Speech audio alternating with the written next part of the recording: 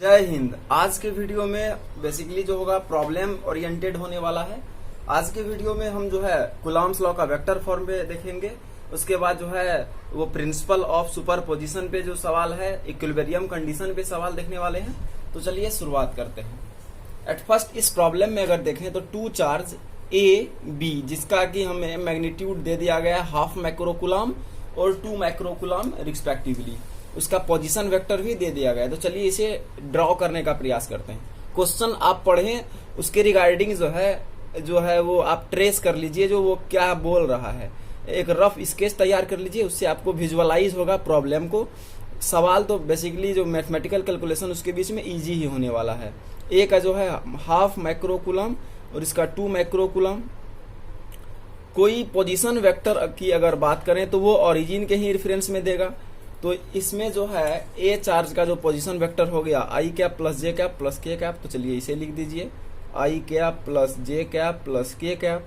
Similarly जो है B charge का पोजीशन वेक्टर ये भी दे दिया गया है, minus i cap minus j cap और प्लस 3 के कैप।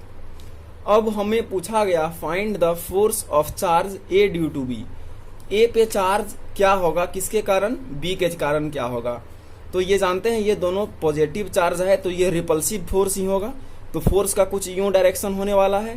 फोर्स ए पे फाइंड करना है किसके कारण, बी के कारण, तो एफ ए बी। तो आप कूलॉम्स लॉ का वेक्टर फॉर्म में एफ ए बी को लिखना जाने थे, इसे लिख सकते हैं k q A q B upon r A B का स्क्वायर और इसी के डायरेक्शन में यूनिट वेक्टर। तो आर ए बी बेसिकली हमें फाइंड करना है आर ए बी। इसका मतलब है आर ए बी हम जो बेसिकली है ये डायरेक्शन तो कुछ इस डायरेक्शन में होने वाला है। R A minus r B तो बेसिकली डायरेक्शन इसका इस डायरेक्शन में हो जाएगा। तो इसे फाइंड करें तो ए माइनस बी, तो आर ए का पोजीशन वेक्टर आई कैप प्लस जे कैप और प्लस के कैप। इसमें सब्सट्रैक्ट कर दीजिए minus i cap minus j cap plus 3 k cap जो कि क्या है बी का पोजीशन वेक्टर है। इसे सब्स्टिट्यूट अगर आप कीजिएगा तो फाइनली जो आने वाला है आई कैप और यहाँ से प्लस आई cap plus j cap plus j cap plus k cap minus 3 k cap. तो यहाँ से फाइनली सॉल्व करके लिखिएगा 2 आई कैप प्लस 2 जे कैप और माइनस 2 के कैप आया। तो इस डायरेक्शन में हमें इस गिवन फॉर्मूला में चाहिए इसका यूनिट वेक्टर। तो यूनिट वेक्टर बेसिकली निकालने के लिए करते हैं क्या, वेक्टर में जो है उसका मैग्नीट्यूड से क्या करना है, डिवाइड कर देना है। तो इसका मैग्नीट्यूड अगर देखें तो आप 2 का स्क्वायर प्लस 2 का स्क्वायर प्लस 2 का स्क्वायर, तो ये बेसिकली हो गया 4 4 4 12 हो गया अंडर रूट 12। तो ये बेसिकली होगा 2 रूट 3। तो आप इसे डिवाइड कर लीजिए 2 आई कैप प्लस 2 जे कैप माइनस 2 के कैप अपॉन जो हो गया 2 रूट 3। तो ये बेसिकली यूनिट वेक्टर हो गया। अब ये दोनों क्वांटिटी को ये वाला अभी जस्ट रिजल्ट जो निकाले हैं और ये जो आर ए बी का निकाले हैं इसे आप ये फॉर्मूला में पुट कर दीजिए। तो एफ ए बी यहां से लिख सकते हैं, चलिए एफ ए बी लिखते हैं। तो एफ ए बी लिख सकते हैं के का वैल्यू आपका 9 इंटू 10 टू द पावर 9 जानते हैं। क्यू ए का वैल्यू आपका दिया हुआ है हाफ माइक्रोकूलम यानी 10 to the power milli micro. Milli में 10 to the power minus 3 metre होता है, माइक्रो में 10 टू दी पावर माइनस 6। तो 10 to the power minus 6 into 2 microcoulomb है तो 2 into 10 to the power minus 6 Q1 Q2 upon हो गया। अब इसका जो है ये वाला वैल्यू आर ए बी, तो ये बेसिकली जो है r A B position vector का जो मैग्नीट्यूड का स्क्वायर, तो पोजिशन वेक्टर का मैग्नीट्यूड 2 रूट 3 का स्क्वायर और इसी के डायरेक्शन में जो यूनिट वेक्टर लिखे हैं इसे पुट कर दी 2 आई कैप प्लस 2 जे कैप माइनस 2 के कैप और इसका जो है मैग्नीट्यूड से डिवाइड किया तो यूनिट वेक्टर बेसिकली है। तो इसे इस तरीके से लिख दीजिए। अगर आपको यहाँ पे पूछे कि इस वेक्टर का इस जो लगने वाला इसके बीच में फोर्स है उसका मैग्नीट्यूड क्या है, तो ये वाला वैल्यू का आप कैलकुलेट कर लीजिएगा तो आपका मैग्नीट्यूड आएगा, क्योंकि इसका तो बेसिकली मैग्नीट्यूड 1 आने वाला है क्योंकि यूनिट वेक्टर है। यूनिट वेक्टर का मैग्नीट्यूड हर हमेशा 1 होता है। तो ये मैग्नीट्यूड हुआ और इस डायरेक्शन में इस यूनिट वेक्टर के डायरेक्शन में जो वेक्टर आया, अगर आपको कंप्लीट इंफॉर्मेशन बताना हो तो चलिए इसे कैलकुलेट करते हैं। तो इसे बेसिकली अगर कैलकुलेट करें तो ये हो जाना है, तो ये वाला टर्म कैंसिल आउट हो जाना है। तो इधर से आप लिखें तो 9 इंटू 10 टू दी पावर जो है 9 और 10 टू दी पावर 12, तो 10 एक बार लिख लीजिए 10 टू दी पावर 9 और 10 टू दी पावर -12, और नीचे में आपका हो जाएगा 2 2 जा 4 4 3 जा 12, तो यहाँ से 12 आ जाएगा, और यहाँ पे आ जाएगा 2i cap plus 2j cap minus 2k cap upon 2√3। तो फाइनली अगर सॉल्व करके लिखें तो 9 अपॉन ये 12 और ये 24√3, और ये वाला वैल्यू जो आपका आ जाएगा 10 टू दी पावर -3, और डायरेक्शन जो आ गया 2i cap plus 2j cap और -2k कैप। तो ये फाइनली जो है फोर्स वेक्टर आ गया किस डायरेक्शन में, ए बी डायरेक्शन में। आप फाइंड कर लीजिए ये फोर्स वेक्टर का एक्चुअली किस तरीके से आया। तो ये बेसिकली फंडामेंटल प्रॉब्लम था कुलॉम्स लॉ का, वेक्टर फॉर्म के आप किसे इस तरीके से अप्लाई करें, बस यही सिखाना मेरा उद्देश्य था।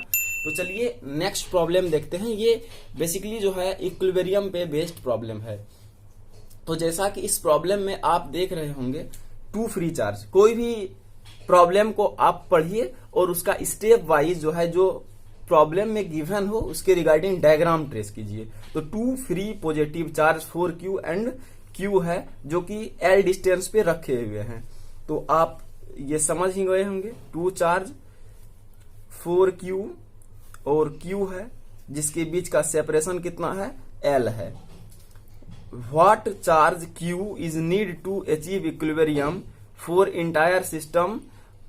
तो कोई चार्ज q जो है इसके बीच में कहां रख दें कि वो इक्विलिब्रियम में आ जाए इंटायर सिस्टम के साथ। यानी अगर बोले कोई साधारण मान के चलिए ये q चार्ज है, इस जगह पे पुट कर दिए, तो इसका मतलब है ये q चार्ज भी इक्विलिब्रियम में है, 4q भी इक्विलिब्रियम में है, और ये खुद ब खुद तो इक्विलिब्रियम में है। इंटायर सिस्टम बोल रहा है इक्विलिब्रियम में है, तो कहां रखें इस चार्ज को ये भी पूछ रहा है, उस चार्ज का पोजीशन भी पूछ रहा है, और क्या पूछ रहा है, उस चार्ज का मैग्नीट्यूड क्या आएगा।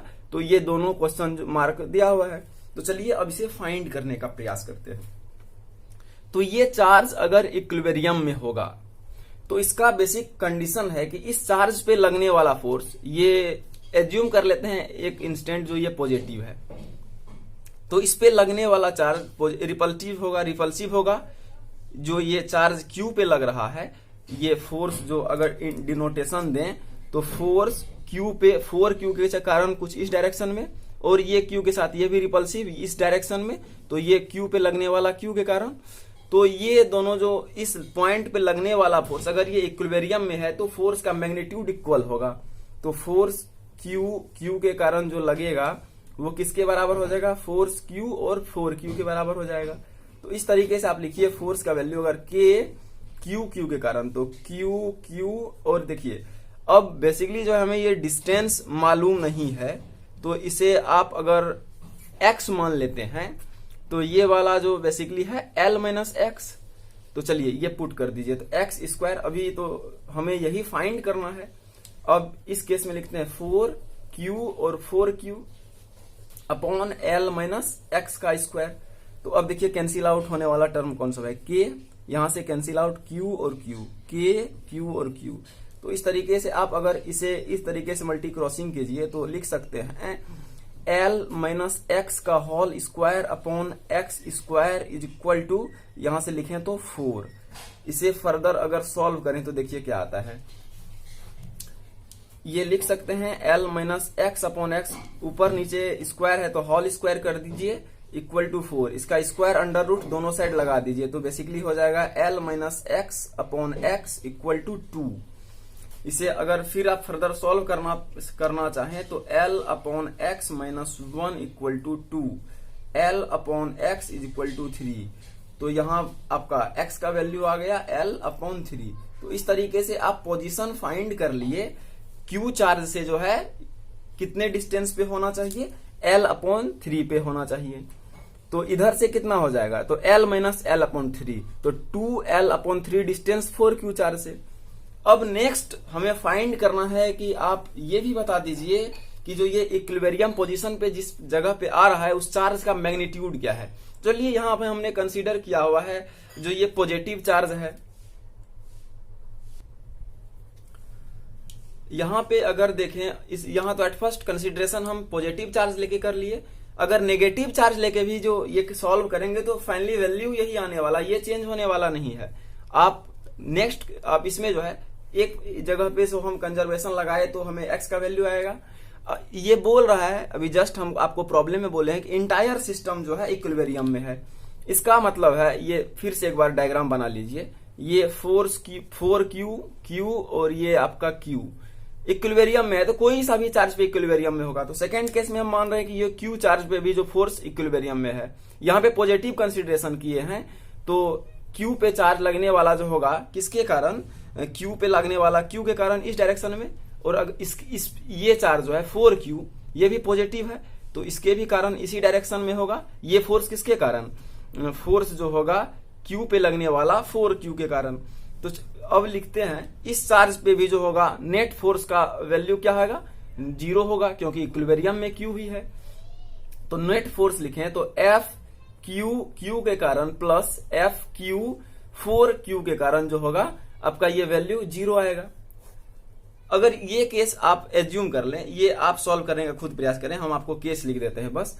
अगर ये हम नेगेटिव एज्यूम कर लें तो यहाँ छोटा सा डायग्राम आप देखिए थोड़ा, तो चलिए इसको जो है ना आप पॉजिटिव यहाँ पे कंसीडरेशन करके सॉल्व करेंगे। आप इस केस को आप फिर सॉल्व कीजिएगा और कमेंट के थ्रू बताइएगा आपका आंसर आया नहीं क्या या नहीं।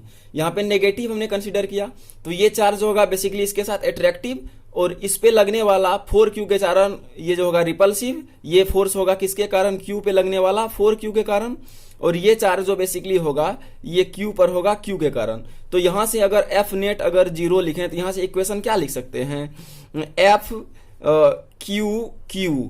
अब कोई एक डायरेक्शन को पॉजिटिव मान लीजिए, तो इसे ही मान लीजिए पॉजिटिव, 4Q वाले डायरेक्शन को, इधर वाले डायरेक्शन को पॉजिटिव मान लेते हैं, क्योंकि हम जो है एक्सिस पे जो है ये कोऑर्डिनेट एक्सिस पे इधर की डायरेक्शन पॉजिटिव मानते हैं, तो मान लिया इसके पॉजिटिव। तो F नेट 0 लिखना है, तो F Q 4Q, और इधर पॉजिटिव तो ये वाला फोर्स नेगेटिव हो जाएगा, तो minus F Q equal to 0। अब यहां से आप फोर्स का एक्सप्रेशन लिखे, और ये आप जान लीजिए यहां जो आप Q का वैल्यू पुट कीजिएगा, ये Q का वैल्यू ये नेगेटिव पुट कीजिएगा। तो आप फोर्स का एक्सप्रेशन लिखिए और बताइए हमें कि आपका इससे भी वैल्यू ये सेम आया। चलिए ये वाला कैलकुलेशन करते हैं, ये वाला आप कर लीजिएगा, आपके थ्रू छोड़ देते हैं, ये वाला हम करके दिखा देते हैं आपको।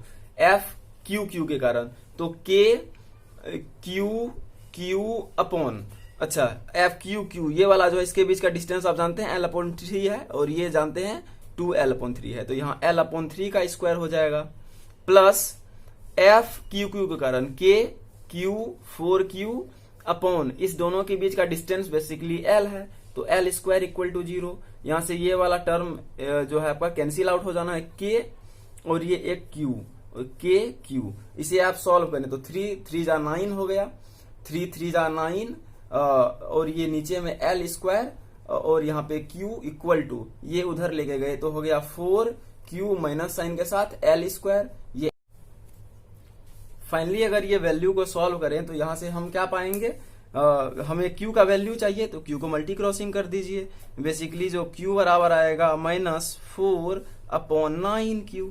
तो इसी तरीके से सिमिलरली ये प्रोसेस से भी आप करेंगे तो यही यहाँ से भी Q का जो फाइनली वैल्यू आएगा -4/9, और ये स्मॉल q जो कि इनिशियल चार्ज अमाउंट था।